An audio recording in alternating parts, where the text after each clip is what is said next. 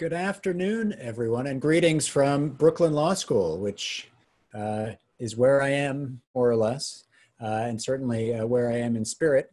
And we're very happy to invite you to this event, and we're very pleased that we can continue offering the kind of lively and engaging programming that we're accustomed to having, even if we're required to do so virtually in this current moment.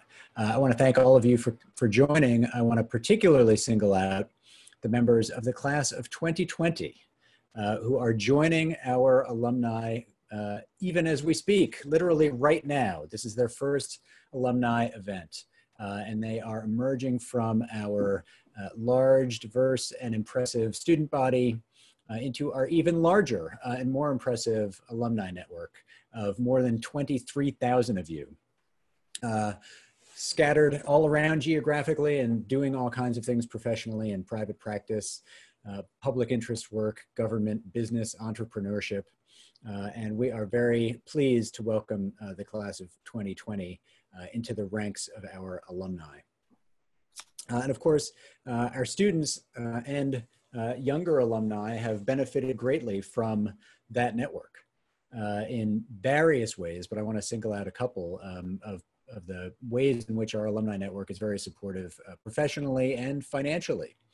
We're very pleased that even now, as direct personal interaction is difficult, but at the same time, virtual connection is perhaps more important than ever, and people are sort of hungering for opportunities to engage with each other, that we've been able to create a system of remote career advisors so that we can still have mentoring and advice taking place through whatever mechanisms are available. And we have hundreds of our alumni who have signed up to serve as remote career advisors and offer help to more junior alumni or to our students. And I really want to thank our alumni for stepping up in the last couple of months to offer help to our students who are struggling in various ways in the current environment by helping us with the creation of our Student Support Fund, which is providing direct funding to support the financial needs of students who are facing all manner of issues due to their own health needs, professional situations, familial and childcare issues, and various other things. That fund, thanks to the generosity of our alumni, has raised tens of thousands of dollars that have been given directly to students who really need the support. So many, many thanks to our alumni body as a whole. And I want to give more particular thanks to our Women's Leadership Circle, who in microcosm are doing the same things that I've just been describing. They've really been a source of professional mentoring and guidance for our students and for each other. And of course, they've helped us organize networking and informative events exactly like the one that you're about to experience. And they also have been a source of financial support for our students, most specifically through creating the Women's Leadership Network Scholarship, which will be awarded for the first time this fall to one of our students. So I'm really appreciative and grateful for the support of the Women's Leadership Circle and of our alumni body as a whole. But I want to point out that this kind of community and this kind of mutual support doesn't just happen. It is something that involves active work and engagement and effort. And no one is more central to that effort than the person I'm about to introduce, Caitlin Monk, Brooklyn Law School class of 2002, who, as our Director of Alumni Engagement, has been the linchpin of enabling us to maintain the network that we have, even in days that have been personally and professionally challenging for so many of us. So Caitlin is going to say a few words about the format of today's program. So let me toss it over to her. Caitlin. Thank you, Dean Cahill, and welcome everybody. Welcome to our first Women's Leadership Network virtual event. We're looking forward to a wonderful program as always. Before we start the program, I just wanted to go over some of the formatting topics that we're going to have for the event. At the bottom of your screen, you will see a chat function and also a Q&A function.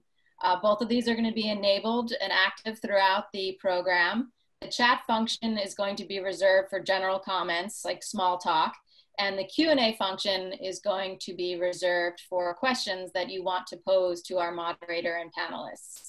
So Debbie Epstein-Henry, who you will meet momentarily, is our moderator.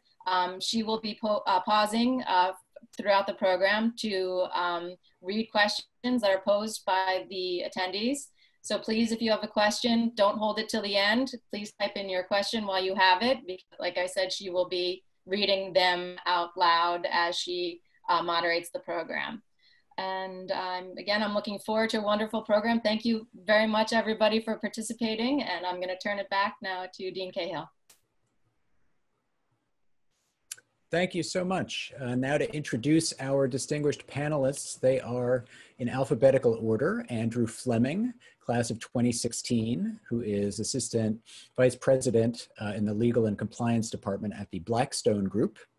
Second, Olivera Medenica, class of 2000, who is a partner at Dunnington, Bartholow and Miller, LLP. And third, Colleen Picone, class of 1990, Associate Chief Counsel at U.S. Customs and Border Protection here in New York City. So we're really looking forward to a thoughtful and engaging discussion with them that will be moderated by another one of our alumni, Debbie Epstein-Henry, class of 1994, who also happens to be chair of the Women's Leadership Circle. I would describe Debbie as our secret weapon for events of this kind, but I don't think there's anything particularly secret about her. She's actually a fairly ubiquitous presence as a best-selling author, a public speaker, a consultant, through her firm DEH Consulting Speaking Writing. And we are really delighted to have her here to lead this conversation. So let me turn this program over to Debbie, who will lead us in this informative program. Thanks so much. Over to you. I will now vanish into the audience. So I will now join most of our other participants who are seeing but unseen. And I look forward to an enjoyable program. So without further ado, Debbie Epstein-Henry. Thank you so much, Dean Cahill, for the generous introduction. So I want to start with an opening question to our panel. And if you could share a little bit about your background. The Dean shared your title and affiliation, but if you could share a little bit about your career path, and in doing so, share with us what has been the most compelling lesson and prior experience you've had that's helping you through this crisis right now.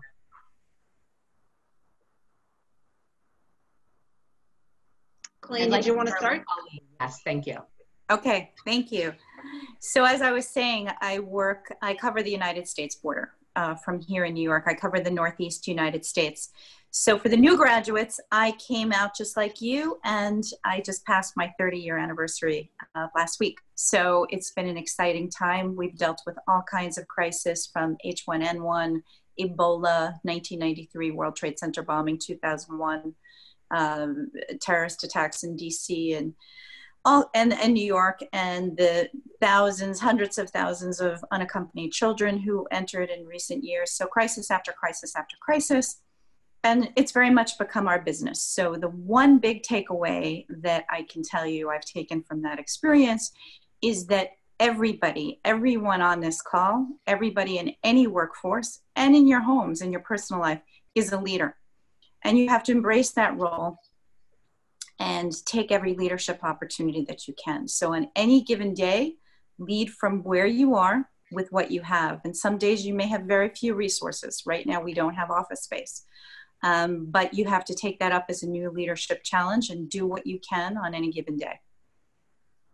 Thanks, Colleen. And you've been such an amazing leader. I've watched from afar, and congratulations on your anniversary. And you're always an inspiration. Olivera? Sure, and it's a really tough act to follow. Colleen is so impressive. Well, I graduated in 2000, and I've been really, aside from a federal clerkship, I've been in private practice since then. But I actually come from, prior to going to law school, I was studying to be a concert pianist. So I come from a piano performance background. And I have to say that one of the things that I found to be very useful, especially in this kind of environment, I have a 6-year-old at home who's being homeschooled, so that presents its own challenges to get the work done, as I'm sure many audience members are facing similar situations. is just a very strict sense of scheduling and trying to minimize all kinds of interruptions. And frankly, that comes from a piano performance background.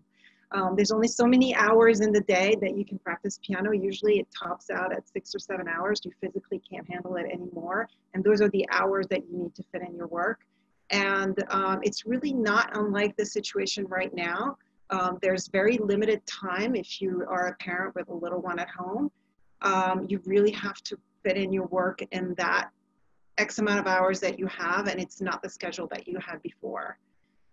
So we can talk about it more, and I'm sure we will, in terms of juggling, but you really have to fit in as much effective, quality, good working time during the day in as little hours that you have available.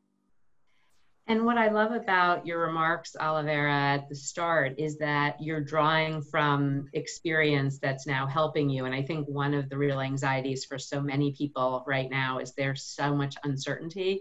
So that to the extent that you can draw from your background and be able to use those experiences to really inform how you can feel more control right now, I think it's really important. Andrew? Sure. So first, I just wanted to echo what has been said before and congratulate the class of 20. Welcome to the alumni ranks, and look forward to meeting many of you and celebrating at a future date. Being younger in my career, having only been out of law school for 4 years, I have not worked through the same volume of crises that my co-panelists have. But I think when you're junior in your career, one of the biggest things you have to have is what Debbie touched on initially, is agility. And so you always have to be willing to be a team player, especially when I started my career at a law firm. Before going to Blackstone, I was an M&A and capital markets associate at Skadden Arps. And you become accustomed to going from not having very much work to, pulling all-nighters and being very busy, and just being a helping hand to do whatever you can to get things over the line. And I think that should be your attitude at any point, quarantine or otherwise. But I think that becomes especially poignant now as businesses are facing crises, and you have to sort of become more flexible than you might traditionally envision your role, and be willing to just be a helping hand and pull your weight for the team in any way that you're capable.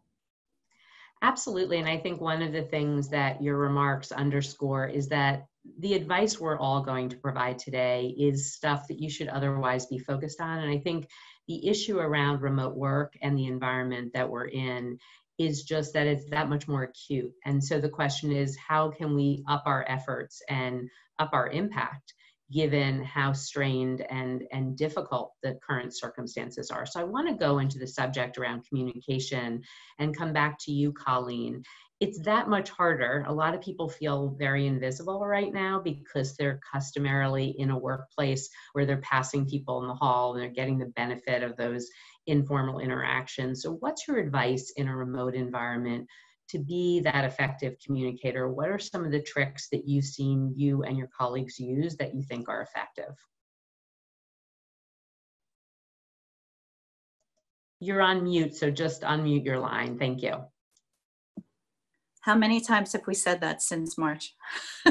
So first and foremost, you must learn the new technology. If you're not familiar with it, you have to do some YouTube videos, get some friends to help you, and familiarize yourself with it so that you can effectively use the technology that's currently being used and will likely be used for a long term in the future. The second thing is, I think you really have to be prepared. If you're having a communication with either a client, a colleague, or a supervisor, you need to be prepared for that communication. I find that most of my day is stacked Zoom calls like this, and it creates a different kind of stressor than the work environment. I can't really articulate or put my finger on why it's so different, but it's really different. I have a headache at the end of the day.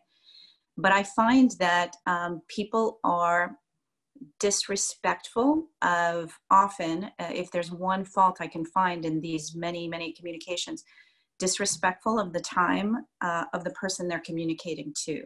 So I don't want to, if I'm having stacked phone calls all day, I really need you to be prepared, have bullets of what you want to communicate to me, and ideas to move forward if you're coming to me for guidance.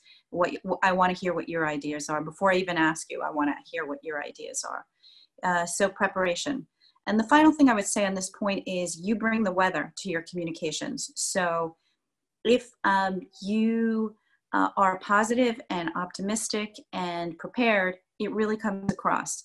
If you have something else going on, you really should try and address that and understand that and be self-reflective before you're having an important communication, because these are snackable content snapshots into building your brand and who you are. And it's really important, increasingly important, even more so than when we're in the workplace. I don't know why, but it is. And so it's like being in Hollywood. You're having a screen test and people are taking away impressions of you. So those are my few tips for the current virtual environment. Absolutely. And I think something important about what you said that resonates with me is I do feel that people are sort of overwhelmed by the degree and intensity and frequency of the Zoom communications, which are better and a better substitute than the phone, but certainly have their own challenges. And one thing I really encourage people to do is build in some transitions to your day. We all take advantage of the fact that, or just take it for granted, I should say, that when we work in a conventional workplace, that there's that transition, whether you're walking from the train station to the office or, taking a little break in getting a cup of coffee or at the water cooler. All of those transitions that are part of our normal day, they don't exist anymore. And so giving yourself some padding in your daily calendar to buffer some of these calls so it's not back to back. So by the time, Colleen, you're at day's end, you're not like ready to implode. It's important. And I think that we all have to exercise that discipline in managing our calendar to the extent possible to just give ourselves a little leeway. I'm interested to hear, Andrew, from you and your perspective. You already highlighted that you are a little more junior. And so let's hear a little bit from the millennial perspective around where you think you've been effective as a communicator or other colleagues have had a success in terms of effective remote communication, and what kind of examples can you provide? Yeah, sure. So let's start with something basic. When you're in a live office setting, a lot of your status updates, your check-ins with your immediate colleagues happen organically by popping into one another's offices or just hopping on the phone quickly. Obviously, that goes away in a remote setting. So do something simple like set up 1 or 2 daily check-ins. Even if you feel like you don't have much to update your colleague on, it's just good to have something on the calendar that is scheduled and you're held accountable to, and that way you can both make sure you stay on the same page. I think, then there's sort of a two-way street to that, right? It's, if you're a manager of people, you want to have those check-ins, but you don't want to do them to a point where it goes beyond the level of checking in that you would do in a normal setting. You don't want to become an accidental micromanager. So just be mindful of the volume of check-ins, the nature of check-ins, make it more, team-oriented as opposed to manager to, junior person. And I think that will go a long way. And it works in reverse too. If you are the junior person reporting up to someone, manage up effectively. Don't receive assignments and then just sort of go into the darkness and nobody hears from you because you're home and they don't know what you're working on. Sometimes it's good to volunteer status updates. If you have an urgent question, you don't have to wait for the formal check-ins that I mentioned at the top of my answer. Use the technology, get in touch with your colleagues, make sure that you're creating those opportunities to address issues in real time. And I think, if you can manage those things and make sure that your teammates are clued in on what you're working on and any sticking points that you're running into, it's going to approximate that live office setting closer than, any other approach. Absolutely. And, yes, Olivera, go ahead, if please. I just could add something to that. I have a little bit of a different day in that I don't have Zoom calls back to back, and I don't have like a morning check-in or an evening check-in. I have a couple of associates that I work with, and it tends to be that work comes to me I then delegate down to the associate, and the associate needs to get back to me, and obviously there's a deadline. But the moment when the assignment is given, and going to what Colleen is saying, my responsibility during the day is to manage that workflow, but also do my own work uninterrupted. So when I do receive that assignment back from the associate, I don't want it to be a work in progress. I need it to be as far as the associate, as an attorney, not as a student, as an attorney with his or her own thought process and analysis came back to me with that assignment completed as far as he or she could take it, and then let me review it. And I think sometimes the problem in communication is that there's a midway point in the assignment that didn't take it as far as they could. They turn it in. I see typos. No typos, please. Things like that. And that creates frustration, and you start losing time. Then that starts to cut into my working time, my schedule. So I think that it needs to be, particularly because everybody's schedule is so tight right now, and because we're communicating over Zoom, I think you really need to be ready when you turn in that assignment. It needs to be a professional, polished product. And at least for me, I won't pester my associates, but I do want that polished product back. And I definitely don't want my associates to be out and not checking in with me for a very, very, very long time. So it's interesting. Olivera, thanks for jumping in with that. And I'm going to just ask you, when you mute your line again, just to put on those headsets, because we're getting some feedback and I think it will make a difference so we can hear you more clearly. But years ago, there was a study done of in-house lawyers actually, and they were asked, how do you feel about working with outside counsel that work part-time? And the in-house lawyers said, we care about 3 things for our outside counsel. One is quality of work, and the other is responsiveness and accessibility. And I think your remarks, Olivera, really get at that, is that this is not a time to compromise quality of work, but also there's an anxiety with people working remotely, like, I can't reach them, where are they? Are they, homeschooling their kids and not paying attention to their work, or those kinds of anxieties. And this is something kind of touching on Andrew's remarks as well. This is a way, to be responsive and accessible, even if you don't always have the answer. It's a way to at least show your colleagues you're on it. It's on my desk. I've got it. I'll be back to you. Volunteer when you're going to produce it, and those sorts of things. We've got some questions in the Q&A, and I want to turn to that and encourage people to submit more questions. So this is terrific. And Colleen, I'm going to put this one to you. It says, what guidance do you have for those of us who are receiving the message to take breaks and work to a sustainable pace, but still have existing deadlines and pressure? That's a great question. It's something I struggle with every day as well. So I think it's a very common challenge for everybody. I think exactly what Debbie said early on, it's really important not to stack your work, to maintain a level that is doable for whatever your current life structure is in your home, and to minimize the interruptions, as Olivera said.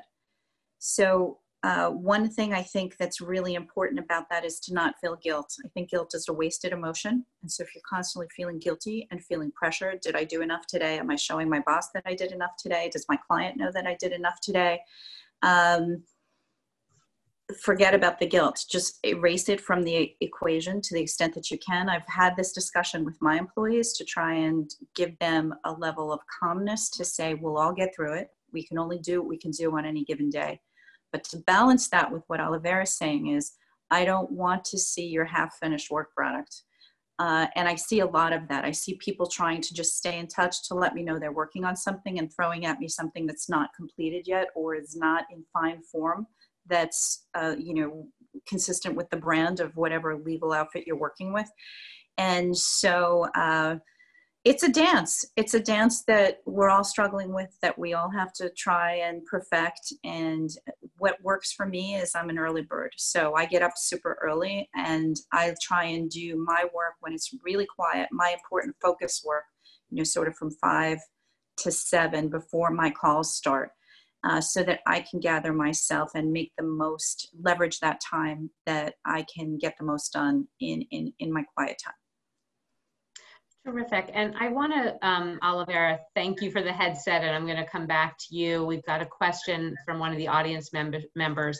Any advice for those of us in law firms in terms of how to do business development where our clients are also facing challenges related to work from home and COVID issues?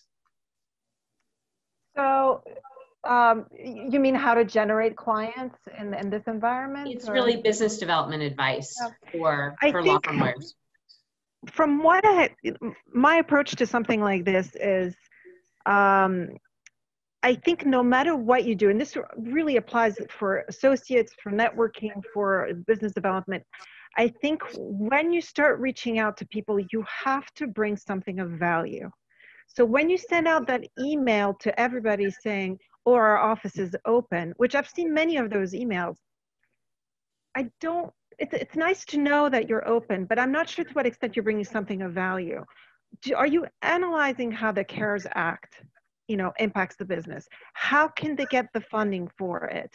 If you represent restaurants, are you lecturing to trade groups? Are you trying to put a guide together how to negotiate leases with your landlords?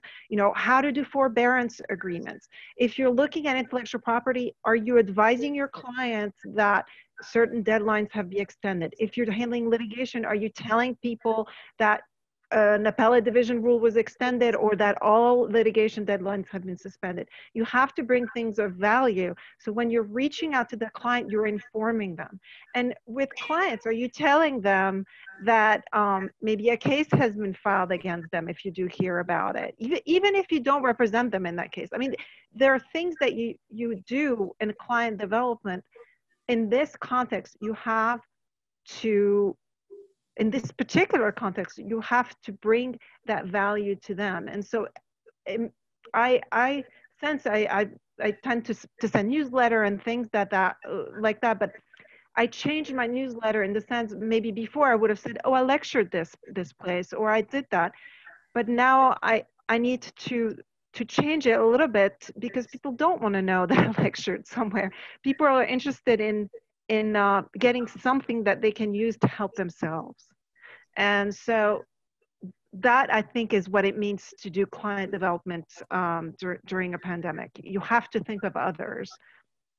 I think your point is really well taken. I think, this is about how you can be a resource, and networking, sometimes people feel awkward about it. They feel like, it's an ask, it's a take. And this is really about a give, checking in with people and then being a resource. And like you said, figuring out ways to use your time productively. Maybe your billable work has slowed down and this is the opportunity to write that article or prepare that CLE webinar or whatever that may be. I think that's excellent. Am I imagining a cat on Colleen's screen or am I not? I'm like, am I having a hallucinogenic moment? Just clarify that for me. It's real. It's real. It's a distraction at work that I have to deal with. Okay. There's a lot of excitement going on. I just feel like, am I going to put a question about pets? Do I have to throw that into the mix? I'm dreaming up one now, but in the meantime, I'm going to turn to Andrew. We have another question from the audience. And Andrew, you mentioned you had been at Skadden prior to being in-house. One of the questions is, as many associates are getting pay cuts, how do you maintain a level of enthusiastic work ethic while the work is more strenuous and you feel less appreciated? Any tips that you're seeing along those lines that you can recommend? And also from the in-house perspective, can you give advice to associates about, what they should be thinking about from what the client perspective is on that? Yeah, that's tough. Certainly it's hard. It's hard for anybody to, maintain enthusiasm and drive when you're taking a pay cut. I think the important thing is, try to look around you and realize that all of your classmates and colleagues are going through the same thing. Presumably your law firm is not selectively rolling out pay cuts for some and not others. And so it is hard. I can't pretend to have advice to ease the pain of that a little bit, but I would say, when we come out on the other side of this, those who maintain optimism, those who continue to work just as hard and just enthusiastically and just as positively as they would have pre-pay cut, those people will be remembered as being team players. They will be remembered as people who sucked it up and powered through what is an obviously difficult situation. And, that goes a long way, I would have to think, with someone, for example, in Oliveira's position as a partner, when they're thinking about staffing and they're thinking about, who are the associates that they want to invest their energy in to continue to bring along in the firm setting. It's going to be the people who showed up when it wasn't necessarily easy or fun to do so. I'll leave it there. Could I just add to this? Yeah, please. In a law firm environment, when partners meet and they're discussing pay cuts and things like that, it's really such a devastating discussion to be had. I mean, we all, or at least in my firm, but I suspect this is the case in many law firms. We invest in people to become, good attorneys, and we invested an enormous amount of time training them. And to have some of them go is really just devastating. And if there is a pay cut being given at a law firm, it is really so that the law firm is able to hold on to these associates, to these staff members in the long term. And the idea is that at some point when the market bounces back and it's better, the full salary will be restored. So it's not, it may feel like a punishment, but it's really the leadership trying to hold on to the staff as long as they can. I think it's a really important point. I also would say this should be a red flag to you as an associate at one of these firms. It's showing the firm is at a minimum nervous about its own financial stability. And this is a really good time for you to start investing in your own professional development. If you look and see that you have certain gaps in expertise, maybe that if you're a privacy attorney, maybe now's the time to take that certification to get that privacy certificate and really hone your skills, because you may need to use this time to position to see about your next opportunity, start networking more, et cetera. And by the way, when you start investing in yourself and your own professional development, you'll also feel less resentful and be focused on more an excitement about developing yourself as a better attorney. So I'd focus inward a little bit more on that as well, and understand it's not personal, like Oliveira was saying. We have another great question, and Colleen, I want to turn to you. Andrew, did you want to add to that? Yeah, do you mind if I just add one thing? Of course, please. This is quick, but if you're in a law firm setting, or even if you're not, there are opportunities outside of law firms as well. Again, this is, I don't report that this would cure the frustration you're having with a salary cut. But that being said, there are always great pro bono opportunities, particularly that have arisen as a result of COVID, whether it's working with small businesses, or otherwise. I find that it's easier to be enthusiastic when you're sort of choosing your own work and you're creating sort of these passion projects for yourself. And it's dual rolled in the sense that people are noticing that you're trying to stay busy and service clients. But at the same time, you're working on something that you find interesting and that you've sort of chosen yourself. And so that's another way to potentially stay, more enthusiastic and driven in your work. Absolutely, and develop those extra skills that you may have gaps in the interim as well. I want to take another audience question and put this to you, Colleen.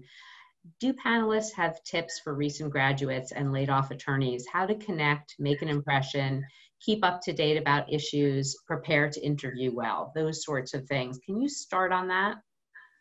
I think that's a great question. I'll give you an example of somebody who had a really creative idea for me recently. I have a class of new employees who haven't passed their security clearances yet, and so they can't work on any casework.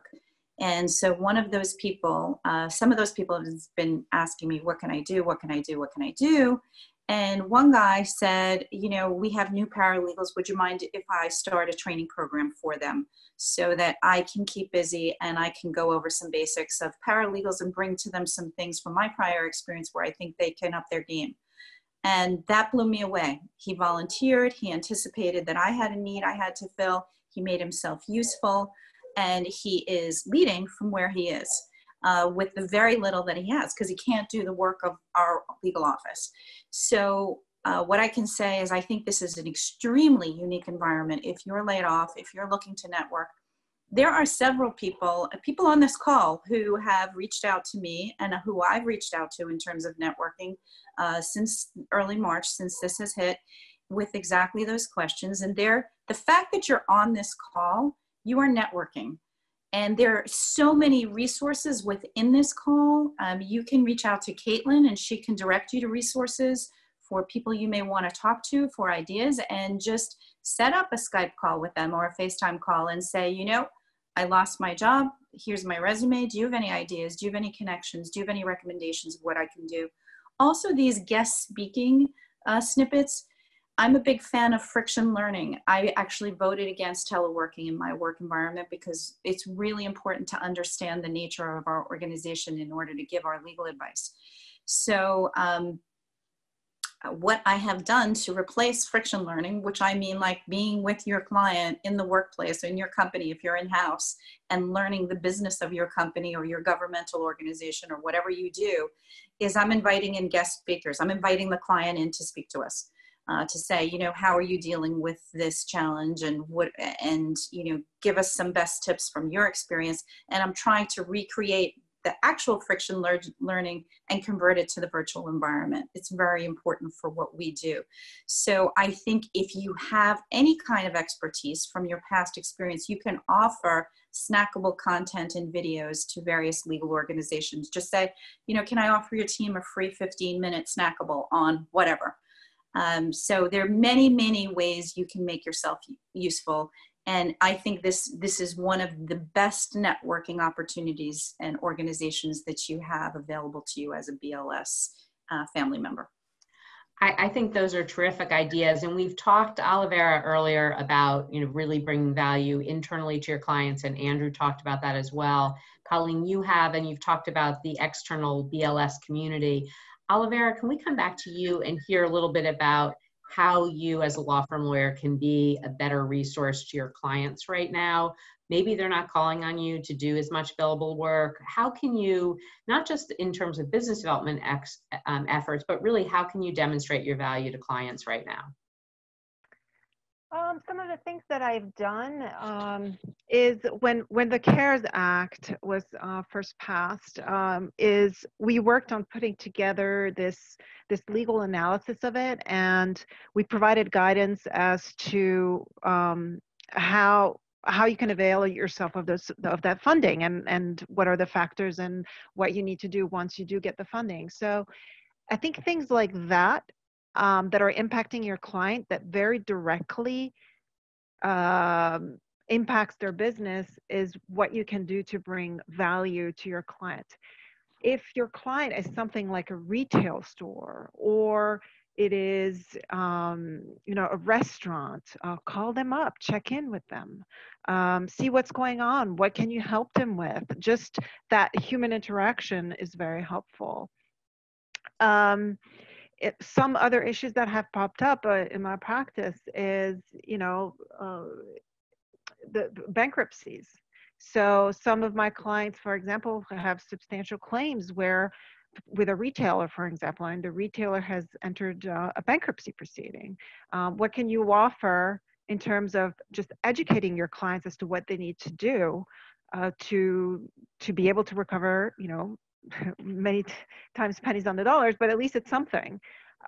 So I think you have to understand the industry that your client is working in, and see what's most useful. It may be that the value that you provide is going to be in that phone call, and maybe that it is in a client alert.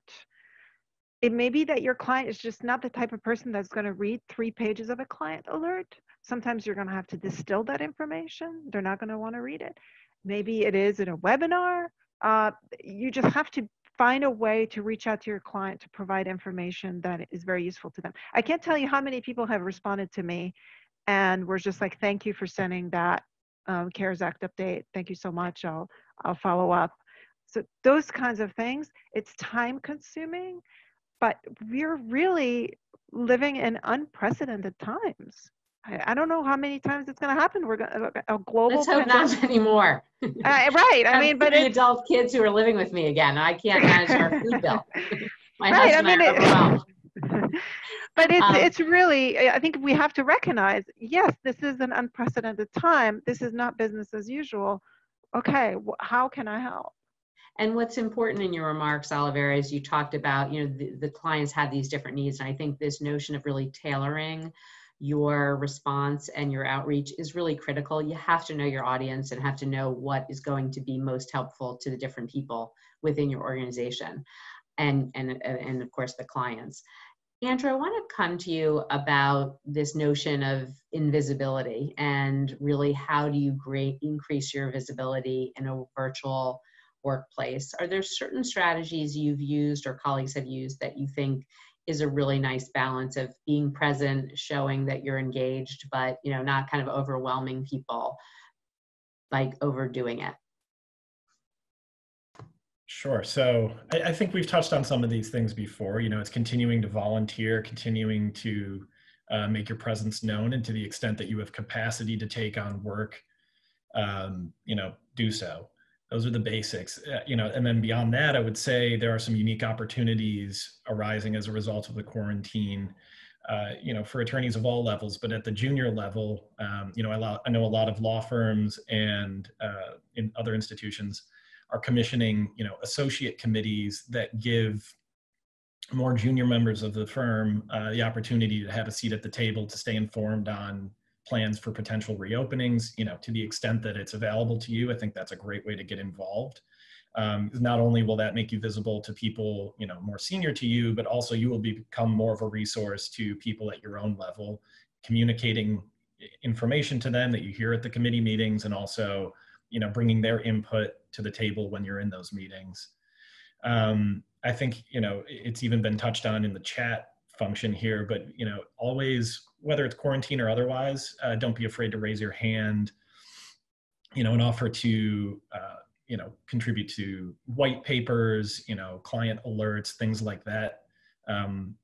Law firms are constantly publishing those, and there's always a need for helping hands, and, so there are a lot of opportunities, and I think you just need to be sort of resourceful, keep an ear to the ground, for ways in which you can stay involved and don't be invisible. You don't want to be the person on day one of reopening who, a senior person comes up to you who you would normally interact with frequently, and you don't want them to say, I haven't seen you, or I haven't heard from you in a while. Right. What have you been up to? That's not going to be a good look for you. Absolutely. I'm glad, by the way, that you referred to the chat box. There's some really great commentary in there, including a suggestion to reach out to the Brooklyn Law School Career Development Center for networking ideas and help, and their email address is provided in there. So certainly see that as a resource. We're getting a lot of questions just generally around juggling, and I want to encourage people to submit more questions before we wrap up at promptly at 2. But Colleen, let's come back to you. One issue that a lot of people are struggling with is around managing distractions and really keeping engaged, keeping intensity up. You mentioned before that you're an early morning person, and that helps me as well. What are some other suggestions you have for managing distractions and keeping both a positive attitude and productivity up? So you probably picked on me first because my cat entered our video chat. I just want to verify that, in fact, that was a cat. I'm still sort of not sure. That was a cat, and I have lots of distractions. I'm in a home environment where I have a 93-year-old, an 89-year-old, a stage 4 cancer patient, 2 cats, a dog, and people stopping by every once in a while, drive by and highs. Wow. So there are a lot of distractions. I'm trying to keep it exciting for everybody. I'm trying to have good meals. I'm trying to do a little bit of mental health management. But my gift, and I think the way to juggle it, is to touch on the theme that we talked about earlier, is in terms of finding the silver linings in any crisis. And my gift in juggling is taking advantage of, this is the first time in 30 years I haven't had a commute. Last year I traveled, I was in a hotel more than 200 nights. So to have this gift of being at home with my cats and my dog and my parents and everybody else that's spinning around, it's an absolute gift. And to not perceive it as a distraction, but perceive it as every crisis is an opportunity. So it's an opportunity to reconnect with people I don't usually have this much time with.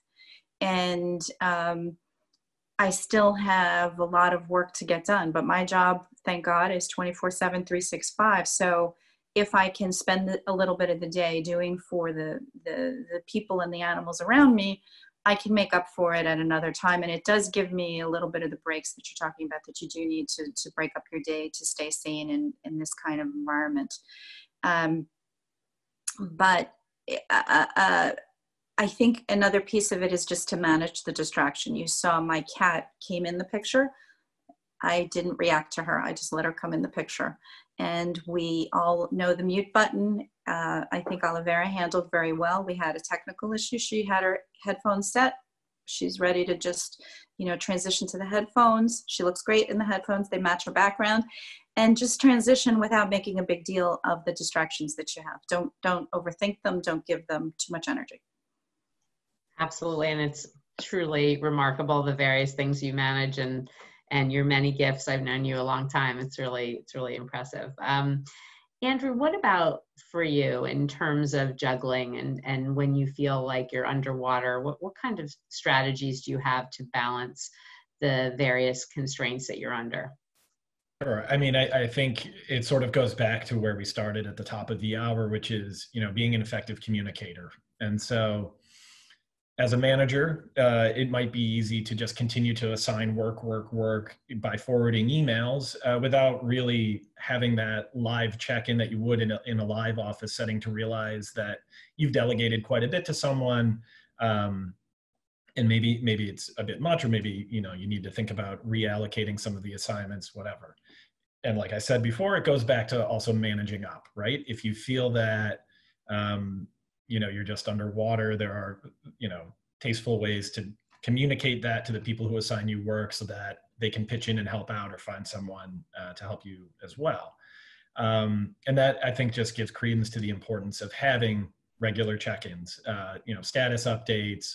Even if you're not going to do a formal Zoom call, just send a quick email with bullets at the end of the day, sort of summarizing the status of key work streams, and just keeping everybody apprised as to what you're working on and where things stand. I think it goes a long way. And that in turn will help, tell people who manage you how to prioritize your work, and sort of help you come up with your own little checklist of things that need to get done first, and, second, third, and so on. Terrific. And we have one more question I want to take from the Q&A box, and then I want to wrap it up. Olivera, I want to turn to you on this again. And this is any marketing advice for people jumping into solo practice far in advance of their original plan. Any suggestions there? Interesting, because I started my practice when I went out of law school. I worked for a little bit for a private practitioner, solo private practitioner, and then I had a clerkship for 2 years, and then I started my own firm. And then I had my own firm. There was a 2-partner firm, and then I was solo practice for 3 years, and then a 2-partner firm for 10 years. And I can tell you that the bulk of the work that you're going to be doing when you start your own practice is marketing work. And you just, right now, probably, if you haven't done anything in terms of marketing, nobody knows about you. Absolutely nobody. So what you have to do is find ways to let people know that you exist. And you can do that by writing. You can do that by speaking. And you can do that by networking. And a lot of that right now is going to be via email. It's going to be via Zoom. You just have to let people know that you exist, that you started your practice, and you have to be able to define what you actually do. And one thing about legal marketing that I know is I could, be marketing myself as a fashion lawyer, but Joe Schmo is going to be reaching out to me because there's a commercial litigation relating to a water main break. I think just when people see you as being visible and you're a litigator, you're just going to start getting referrals. It may not be in your ideal area, but you're going to start getting referrals. You just have to let people know that you exist. And that really, in my mind, that means reaching out to people, letting them know you exist, but also providing value with lectures, with writing as well. Absolutely. And if you can be a point person, there's actually enormous power in that. You can solve people's problems, you can be a connector, but also when the referral is appropriately for you, then obviously you can take it. But there's also a lot of generous reciprocity that goes on when you think of other people if you're not a fit for something and they think of you following that. I want to wrap it up with one final question for the panelists. And I want to pick up on Colleen's reference to the silver lining. It's something we've all been talking about, and end with, what's your parting message, each of you? If you could take one positive experience from this COVID-19 interlude that we've all had, what would you want to bring into the new normal that's been positive that you want to share with the audience? And I'll start with you, Andrew. Sure. I think one of the nicer things is that, as people have been quarantined, and there's a certain element of fear when this all started as to what, life was going to look like day to day, people started having Zoom calls with families, their family and their friends, being more in touch, being more connected. And there's, I think it's actually become really nice to see family face to face on FaceTime, or talk to friends you haven't seen in quite some time. And there's no need for those check-ins to stop once we return back to life. Yeah, I know life gets busy and we all have our own routines, but I think Colleen has touched on it. It's really nice to just reconnect with people that you haven't otherwise had so much time to be in contact with, and sort of, reignite some of those relationships. And I think also, just as a side note, if it's you or a friend or a colleague who's a little down, or you're finding yourself frustrated with the situation, be a resource to people who seem like they might be a little down, or if they live alone, they might be a little isolated. And at the same time, if you are that person, don't be afraid to lean on your friends and your family. Absolutely. Terrific final comments. Olivera? So of course, for me, of course, I get to spend, more time with my family, with my daughter, my husband. Usually I have very long days, and so I get to spend more time with them, and that has been wonderful. But it also has shown me that it is possible to actually have some work done, even if I'm actually working at home and with my daughter around. It is possible. I'm not working at the full amount that I normally would be working at, but it is possible to get the work done. And I think for people who are maybe in the similar situation as I am, because I'm not salaried, if I don't bring in any clients or any money, then I don't make any money. So it's certainly, when your hours are cut back, it's certainly a source of tremendous stress. But, it is possible to get work done at home. And that has certainly given me a sense of comfort that once this is all over, I could try to swing working from home sometime. Absolutely. Wonderful. And Colleen? My final words are, the best is yet to come. And that should be your message to yourself, to your clients, to your colleagues, and to your family. For the new graduates, I found out between graduation and bar exam that the job that I had, which was my dream job, had fallen through. There was a hiring freeze. And I had it, and it was gone. It evaporated. And I was devastated. And I went on a new road that was completely unexpected, that I didn't even know about, that led me to what was actually the best job I could have ever had. So that's true of your clients that are floundering right now. That's true of your firm if you're having a hard time. All change, all crisis brings opportunity. And you have to be creative, you have to anticipate, you have to be positive. And the best is yet to come. And thank goodness we all have the Brooklyn Law School community and the Brooklyn Law School virtual community that didn't exist when I was going through my crisis. So with that, I give Caitlin and Debbie back the floor.